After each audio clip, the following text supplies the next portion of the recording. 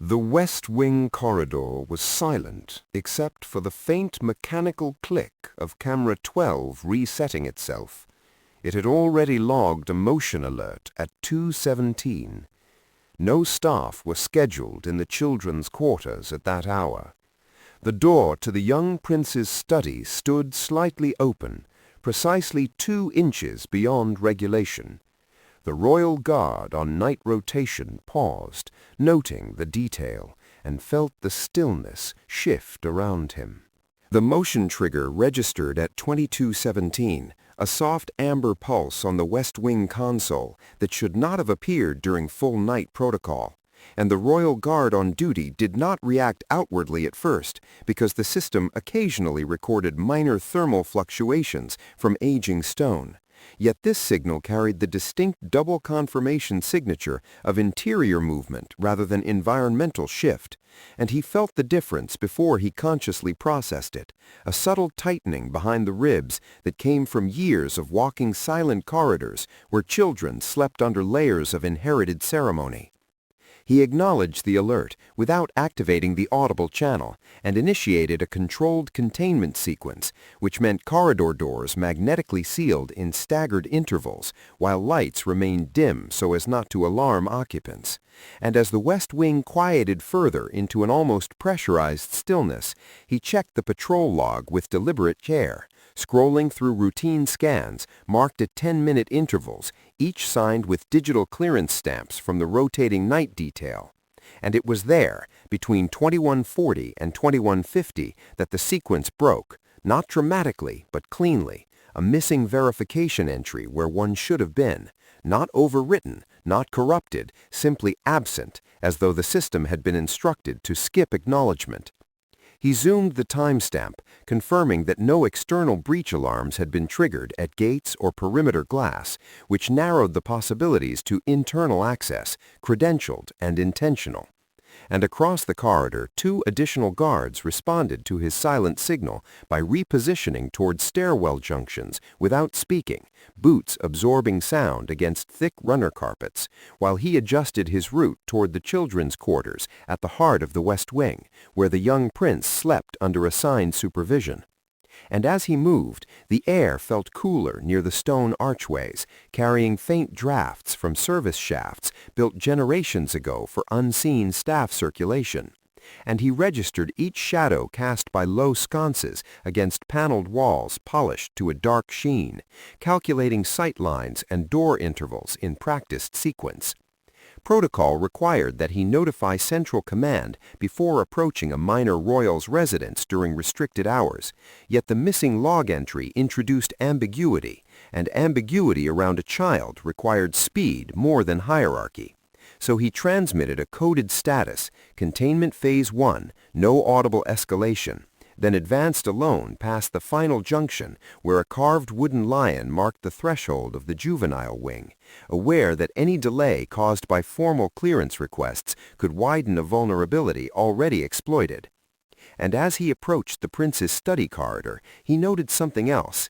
The subtle echo pattern had shifted, the sound of his own measured breathing returning too quickly from the far wall, suggesting that one of the intermediate doors had not sealed completely during lockdown. And he slowed, hand resting lightly near his radio but not touching it, eyes fixed on the faint line of darker shadow ahead, where corridor geometry should have been uniform, understanding that whatever moved at 2217 moved with knowledge of palace rhythm rather than force, and that realization settled heavily as he prepared to confirm whether the irregularity was mechanical failure or something far less forgivable. He stopped 3 paces short of the children's antechamber and crouched briefly, running his gloved fingers along the seam of the nearest door to confirm magnetic engagement, feeling the slight vibration that indicated the containment grid was active, then straightened and advanced toward the inner hall where the prince's study connected to his sleeping quarters, the corridor illuminated only by recessed floor lighting that cast narrow bands across the patterned carpet. And at the far end, he saw the West Wing console display mirrored on a wall unit, steady, controlled, no further triggers, yet the silence carried a density that did not belong to ordinary night watch. He reached the study threshold and paused, listening for movement beyond the heavy oak paneling, hearing only the muted hum of climate control and the distant measured footfall of another guard repositioning 2 corridors away. And when he gently tested the handle, he found it neither locked nor fully latched, which violated bedtime protocol requiring secured interior doors once the child retired. And he opened it slowly enough to avoid any hinge sound, scanning the dim interior where shelves of leather-bound volumes absorbed the low light, and the chess table near the fireplace sat undisturbed except for a single chair angled slightly away from the board, as though vacated without reset. The prince should have been asleep in the adjacent bedroom under the supervision of an assigned night attendant, and the guard felt the quiet recalculation of risk settle into place as he crossed the study, noting that the small brass desk lamp was switched off but still warm to the touch, suggesting recent presence within the past 20 minutes. And he moved to the connecting door leading to the bedroom, knocking once in the approved soft cadence before entering, finding the bed turned down, blankets partially folded, yet empty, the indentation of a child's weight still faintly visible against the mattress, and the adjoining washroom light dark. He did not call out immediately, because raising his voice would travel beyond intended walls, instead activating his throat mic at the lowest transmit level to instruct corridor guards to maintain positions and restrict vertical movement until further notice. And as he ended transmission, his gaze fell to the polished floor near the study threshold, where a small scuff interrupted the waxed surface, the mark of a shoe pivot rather than a stumble, angled toward the service side of the wing rather than the main corridor.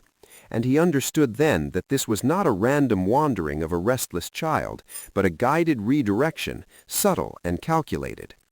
Protocol dictated he escalate to senior command at once, yet escalation would trigger palace-wide awareness and potentially alert whoever had initiated internal access that containment had begun, so he chose the narrower path, ordering silent sweep extension toward service corridors while he himself retraced the scuff's direction through the side passage, rarely used at night, the temperature dropping noticeably as stone replaced carpet underfoot, and with each controlled breath he measured the growing weight of responsibility, aware that if he misjudged this moment, he would either overstep authority or arrive too late.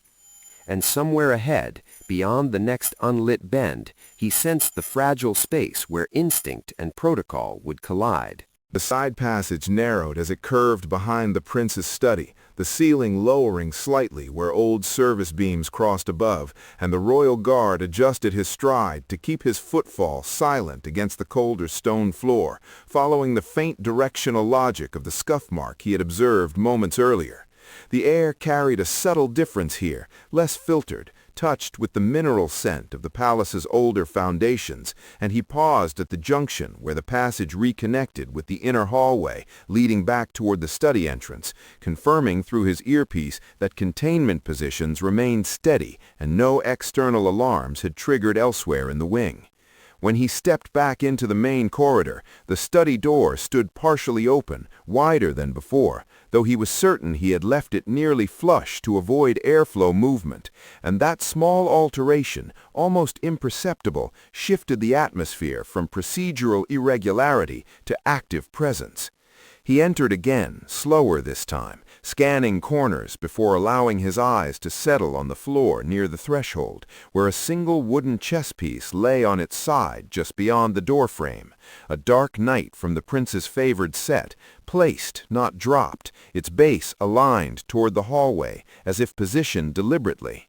The board itself remained intact on the table, pieces arranged mid-game exactly as they had been earlier in the evening, which meant the knight had been removed independently and carried to the door, and he crouched without touching it, studying the fine grain of the wood for fresh fingerprints, though knowing gloves would render such effort futile.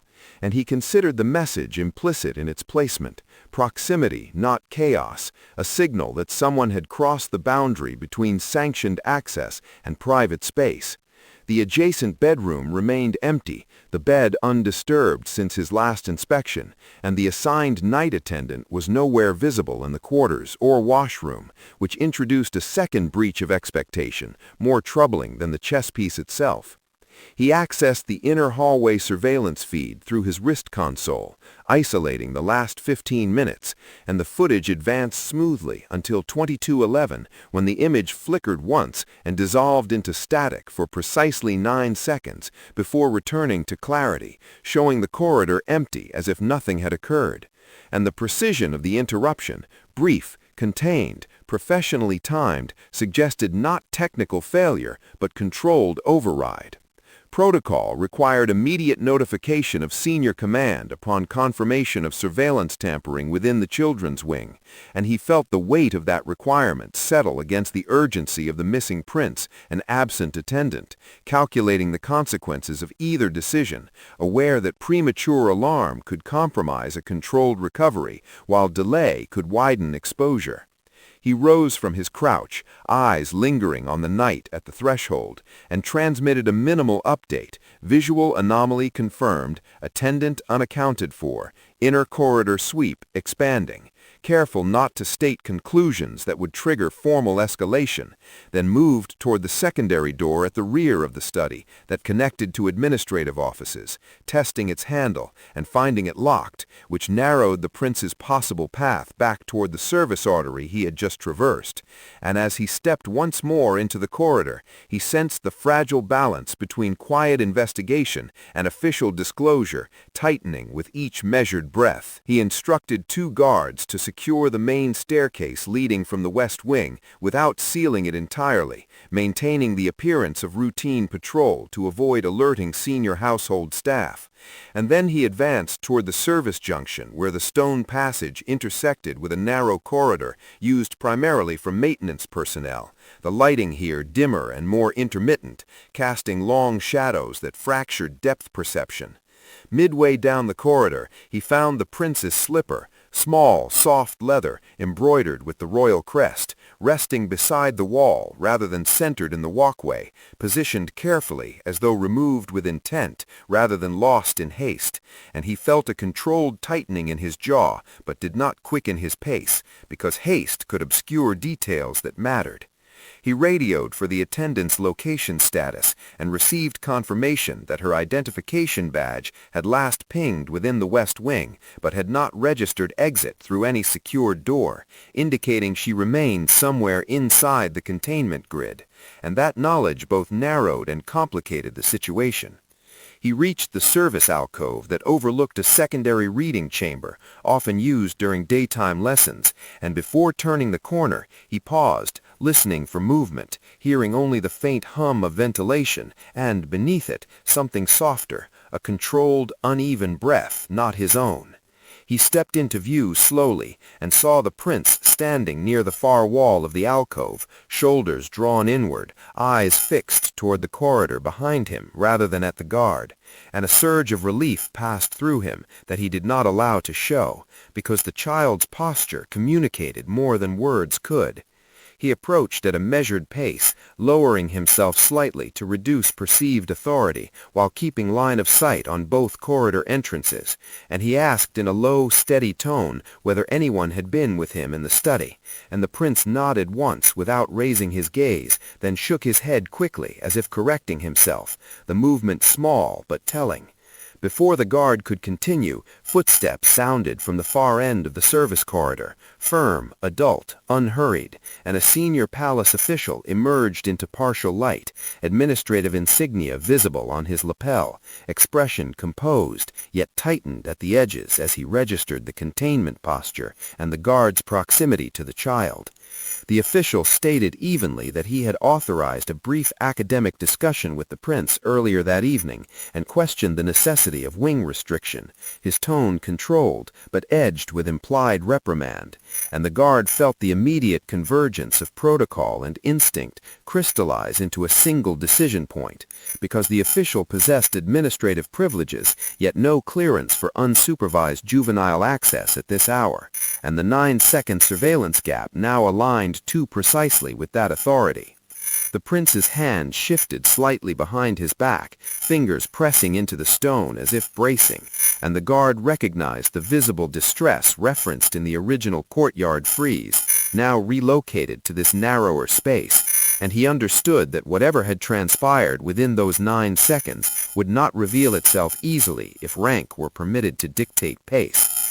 He straightened, positioning himself subtly between the child and the approaching official, without making a show of it, and in a voice calm but unmistakably firm, he stated that the West Wing would remain under controlled lockdown pending clarification of access authorization, and the silence that followed was thin and charged, balanced on whether authority would press forward or step back. The senior official did not raise his voice. He did not need to. His authority was embedded in posture, in the measured stillness with which he stopped 2 paces short of the royal guard and the prince. The service corridor felt narrower now, stone pressing in, ventilation humming with indifferent steadiness. The official's gaze moved first to the child, then to the guard's stance, precisely positioned, protective without theatricality. "The lockdown is unnecessary," the official said evenly. "I exercised temporary administrative override for educational consultation." His tone implied documentation existed somewhere above the guard's clearance tier. The guard inclined his head slightly, acknowledging rank without conceding ground. He requested the override timestamp. The official provided it without hesitation, 21:58. The guard registered the detail immediately.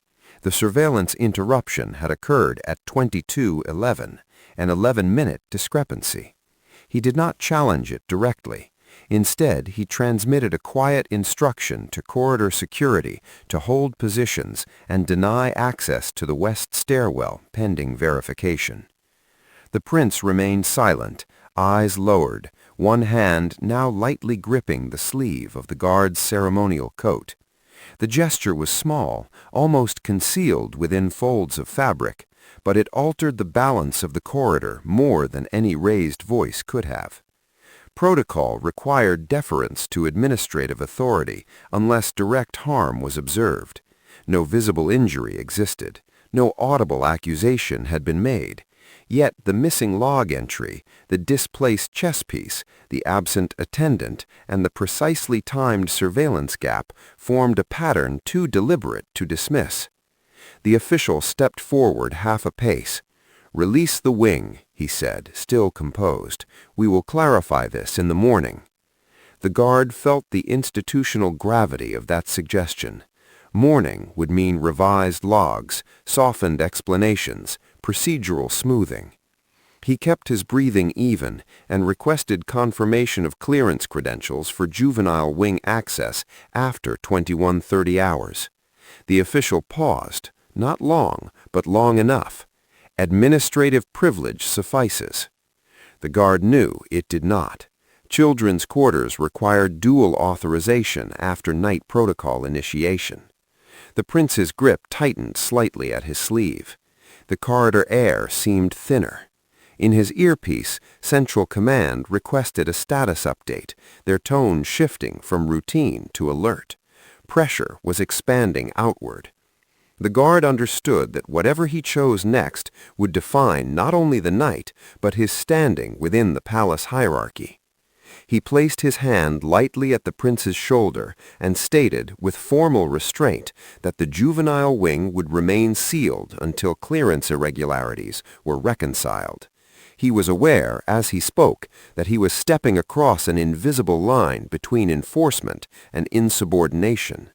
The official's expression did not fracture, but something behind it cooled. Within minutes, Central Command entered the channel directly, bypassing intermediary relays. The captain's voice was controlled, requesting explanation for containment extension beyond initial trigger verification. The guard reported facts only: missing patrol log entry, surveillance interruption of 9 seconds, absence of assigned attendant, unauthorized presence within juvenile corridor after restricted hours.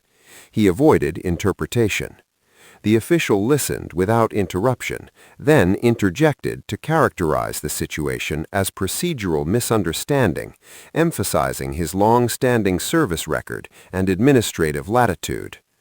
The guard paused, audible only as a fraction of silence, then requested confirmation of the attendant's status. A secondary sweep located her in a small records office, one floor below, door closed, identification badge placed on the desk beside her. She appeared shaken, offering minimal explanation beyond stating she had been asked to step out briefly. The guard absorbed this detail without outward reaction. That detail alone shifted the situation from irregular to intentional separation of supervision. He requested immediate escort of the attendant to a secure interview room and reaffirmed lockdown continuity. The official's composure thinned slightly at the edges. "You are exceeding operational scope," he stated quietly. The guard met his gaze without challenge. "I am maintaining child protection protocol." The words were clinical, devoid of accusation. In the alcove, the prince had not moved. The child's breathing had steadied, but remained shallow, eyes fixed somewhere beyond the corridor's far wall. The guard recognized that prolonged exposure to this confrontation would serve no one. He signaled for a secondary officer to escort the prince to a secure chamber within the West Wing, maintaining line-of-sight continuity at all times. As the child was led away, the official's jaw tightened briefly, then smoothed. The captain's voice returned, more formal now, instructing the guard to submit immediate preliminary documentation and hold position pending review by the Crown's Private Security Council. The weight of escalation settled fully. There would be inquiry. There would be scrutiny of his judgment. The official stepped back at last, offering a restrained nod that carried neither concession nor approval. "This will be examined," he said, "thoroughly." The guard did not respond. He remained in the corridor until the prince was secured behind reinforced doors and biometric seals engaged. Only then did he allow himself a single controlled exhale. The wing was silent again, but it was no longer ordinary silence. It was containment under challenge, and he understood that by morning the issue would extend far beyond a 9-second interruption. The West Wing remained sealed under layered containment, biometric locks engaged and corridor rotations tightened to half-interval patrols, and the Royal Guard stood near the service junction where the initial irregularity had drawn him, reviewing updated access data transmitted from Central Command. The missing patrol log entry had not been erased, but bypassed through a temporary override string that rerouted acknowledgement to a secondary administrative node, a maneuver subtle enough to avoid automatic audit flags, yet deliberate in design.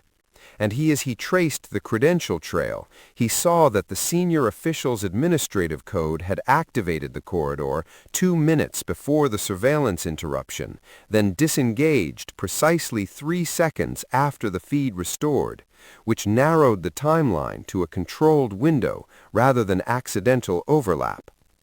He requested physical verification of the service corridor door logs and proceeded there himself, aware that digital records could be reframed, but mechanical traces rarely lied. And the air along the service passage felt colder still, as though stone retained the memory of disturbance. At the far end of the corridor, a reinforced utility door led to a reading alcove used for private instruction during daylight hours, rarely accessed at night, and the biometric panel beside it displayed a recent authentication imprint still glowing faintly on the interface, confirming entry within the past 30 minutes. He scanned his own clearance to unlock it and stepped inside, senses adjusting to the dim interior, where a single wall sconce cast pale light over shelves of archival texts and a narrow upholstered bench positioned beneath a high window. The room bore no signs of struggle, no overturned furniture, Yet the subtle disorder of the space, the bench cushion shifted slightly forward, a small book left open face down on the floor, suggested hurried movement rather than routine study. He knelt and lifted the book carefully, recognizing it as part of the prince's assigned curriculum, its spine uncreased as though brought here rather than stored. And he imagined the sequence, the child guided quietly through the study door, down the service corridor, into this alcove where visibility from main halls was minimal. The ventilation hum echoed faintly in the confined chamber, amplifying the sense of isolation, and he felt a measured tightening of resolve as he considered the intent required to orchestrate such privacy. Over his earpiece came notification that the attendant had confirmed being instructed by the senior official to retrieve archival materials from another floor, a task outside her normal scope, and that she had complied, believing it sanctioned.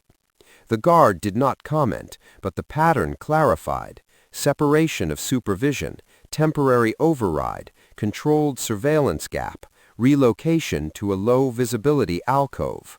None of it proved overt harm, yet each step indicated calculated proximity.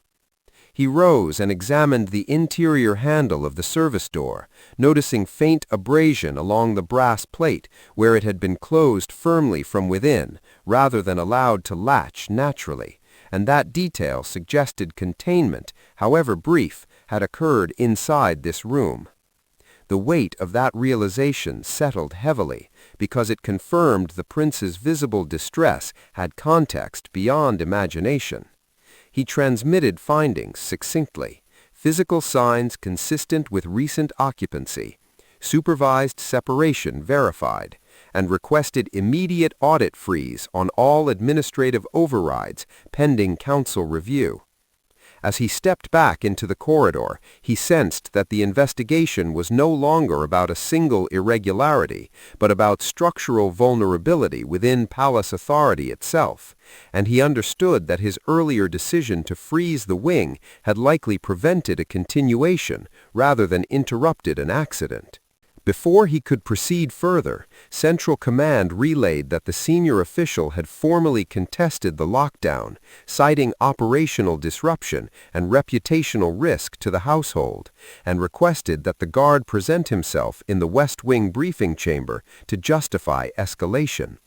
He complied without haste, leaving 2 officers stationed at the service corridor entrance and instructing them to log every movement regardless of rank. And as he walked toward the chamber, the palace felt unusually alert beneath its outward stillness, staff moving with subdued caution, whispers confined to corners. Inside the briefing room, the captain, 2 administrative liaisons, and the senior official awaited, their expressions measured rather than confrontational, and the guard delivered his report in chronological order, referencing timestamps, credential paths, surveillance gaps, attendant displacement, and physical evidence in the alcove, without speculation or accusation. The official countered by asserting educational intent, describing the meeting as spontaneous yet harmless, and suggested that the prince's distress stemmed from misunderstanding heightened by the sudden security response. The guard listened without interruption, then requested confirmation of dual authorization clearance for after-hours juvenile contact, which the administrative liaison confirmed had not been filed, citing assumption of privilege. Silence followed, not dramatic but dense. The captain asked whether any direct complaint had been made by the prince. The guard responded that the child had expressed visible distress and confirmed unscheduled presence, but had not articulated explicit misconduct. This distinction hung heavily in the room because it preserved ambiguity while acknowledging vulnerability. Pressure mounted subtly as discussion shifted toward proportional response, reputational containment, and the implications of documenting such an incident within official archives.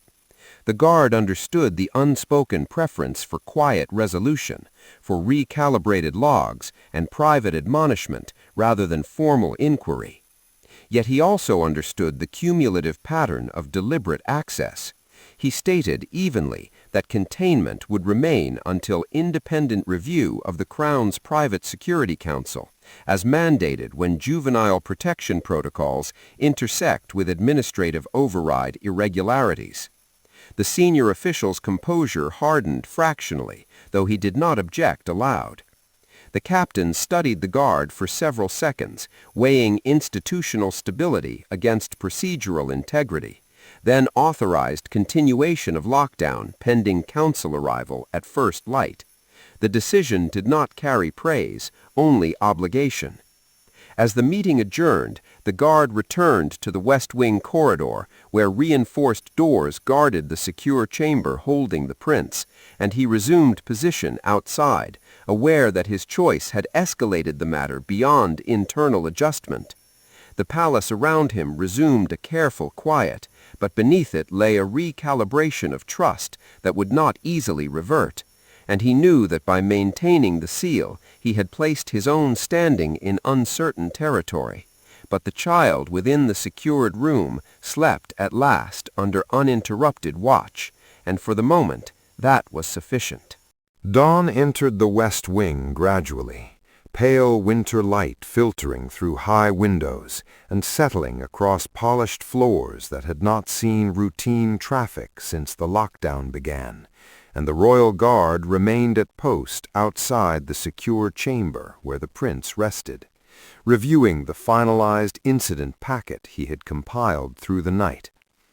Every timestamp had been cross-verified, every credential path traced, every observation recorded without embellishment, because precision was the only defense available when authority questioned motive.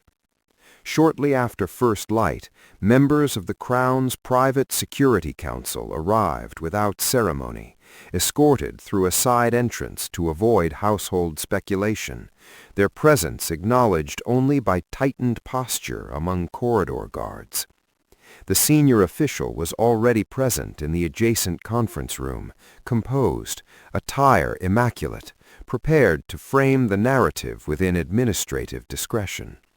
The guard delivered his report in sequence, beginning with the 2217 motion trigger and concluding with physical evidence from the service alcove, avoiding interpretive language, allowing facts to align themselves.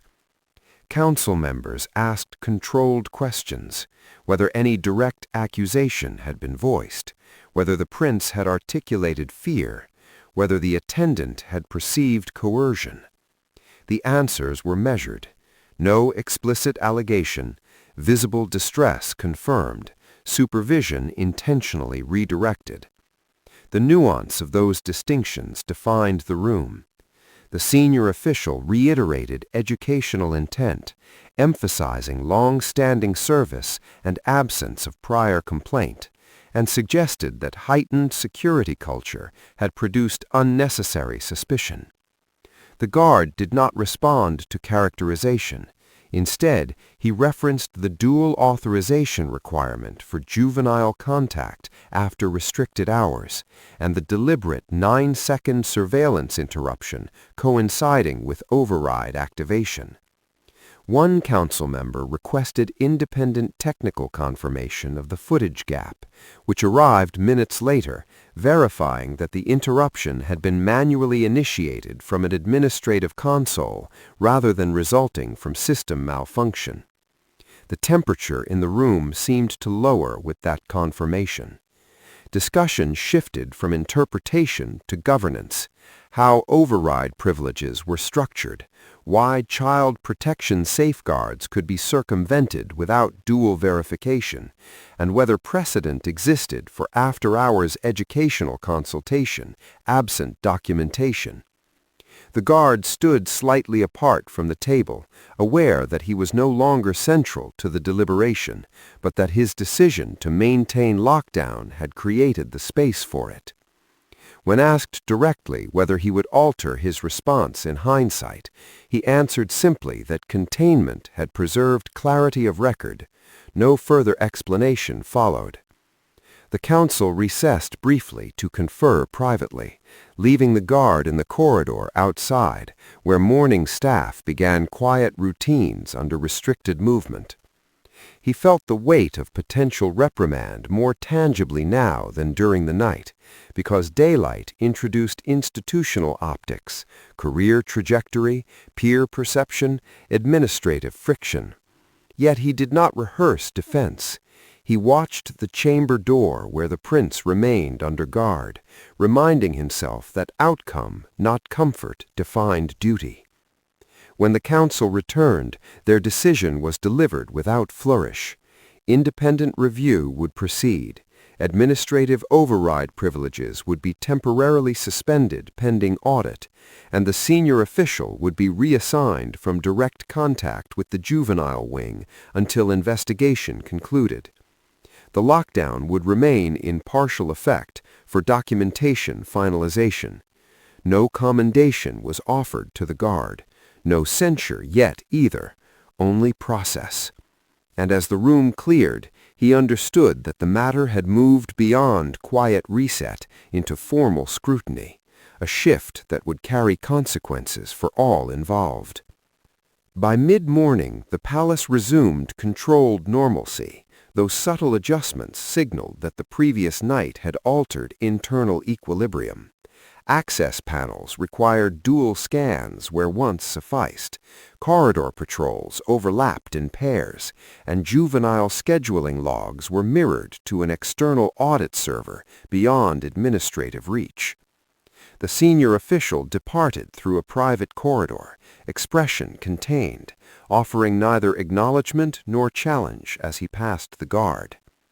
Within the secure chamber, the prince had awakened and accepted breakfast in silence, posture steadier now, supervised by a reassigned attendant and observed discreetly by a child liaison counselor. The guard conducted one final verification sweep of the service alcove and study, documenting restored order but preserving evidence markers for audit photography. The displaced chess knight had been returned to the board at the prince's request, though the guard noted its prior position in the report before allowing the set to be reset, recognizing that restoration of routine mattered to the child's sense of stability. Near noon, the captain summoned him privately. The tone was neither accusatory nor congratulatory. He was informed that bypassing immediate notification to senior command during the first 5 minutes of anomaly detection would be recorded as procedural deviation, though mitigated by outcome. The notation would remain in his file. The guard acknowledged the entry without argument.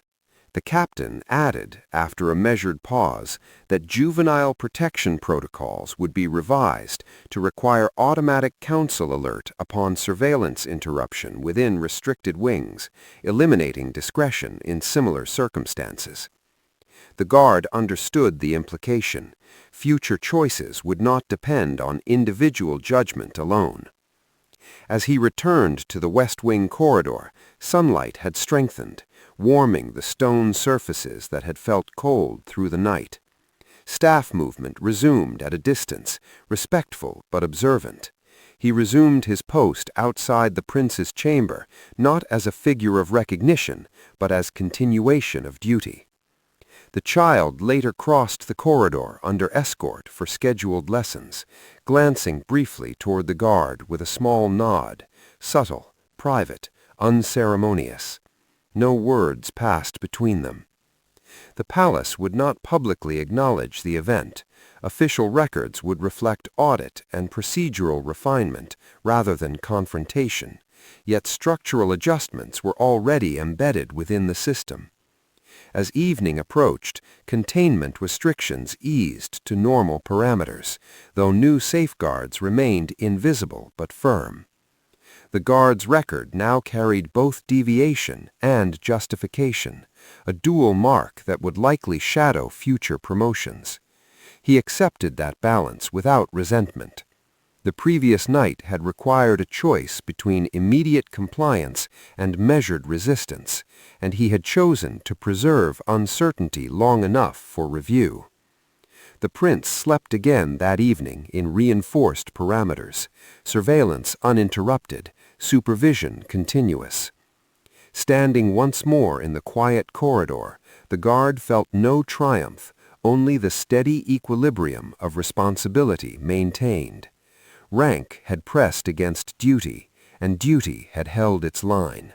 The palace endured, adjusted, and continued, more cautious than before, and the child remained safe, which, in the calculus he observed, silently, was sufficient.